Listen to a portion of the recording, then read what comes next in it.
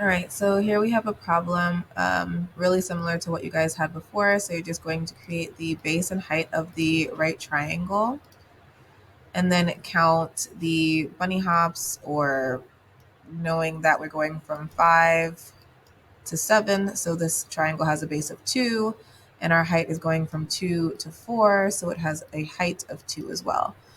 From there, you're going to use your Pythagorean theorem, right? 2 squared plus 2 squared is equal to our hypotenuse squared, and we use c to represent our hypotenuse. So we're going to have 4 plus 4, which is 8, is equal to c squared, which means that our hypotenuse is going to be the square root of 8. And in the case of this problem, we're not rounding, we're not finding the decimal equivalent in rounding. We need to find our answer in simplest radical form. So once you get to this step, you need to do what you did in our previous lesson on simplifying radicals and break 8 down into its prime factors. So 8 is a product of 4 and 2. 2 is prime, so you circle it.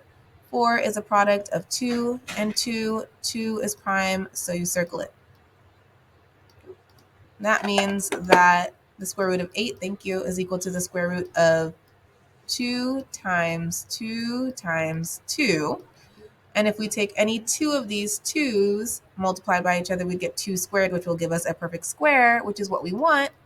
So this is equal to the square root of 4 times 2, which we can break down into the square root of 4 times the square root of 2. And we know that the square root of 4, since 4 is a perfect square, that's 2 times the square root of 2.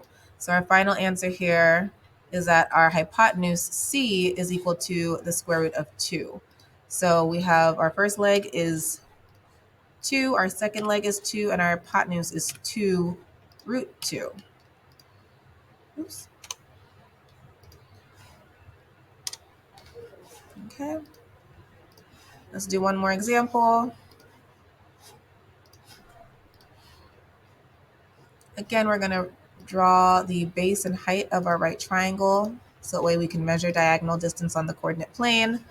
We are going to figure out the base, right? We're going from -5 to +1. So that means this has a base of 6 and a height from 6 to 9, which is 3. So again, our Pythagorean theorem, where let's say that this is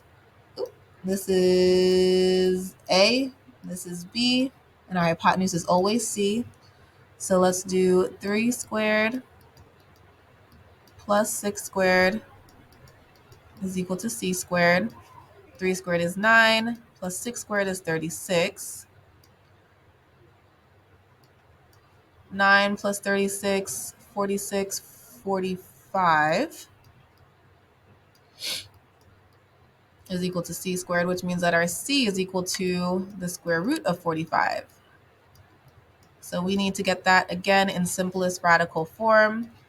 So we're going to start with our factor tree. Well, I know that 45 ends in 5, so we know it's divisible evenly by 5. 5 and 9 equal 45. 5 is prime, so we circle it. 9 is not, so we got to break it down. 9 is the product of 3 and 3. 3 is prime, so we circle it. That means that the square root of 45 is equal to the square root of 5 times 3 times 3. And again, any two of these pairs multiplied by each other will give us a perfect square, like 3 times 3 will give us 9. So this is the product of 5 times 9, which is the square root of 5 times the square root of 9. So we know that square root of 9 is a nice number, which is just 3. So this is the square root of 5 times 3, which we just rewrite as 3 root 5. That would be our final answer for C. And we're just plugging in our A and B for our legs. So our first leg was 3, our other leg was 6, and our hypotenuse we said was 3 root 5.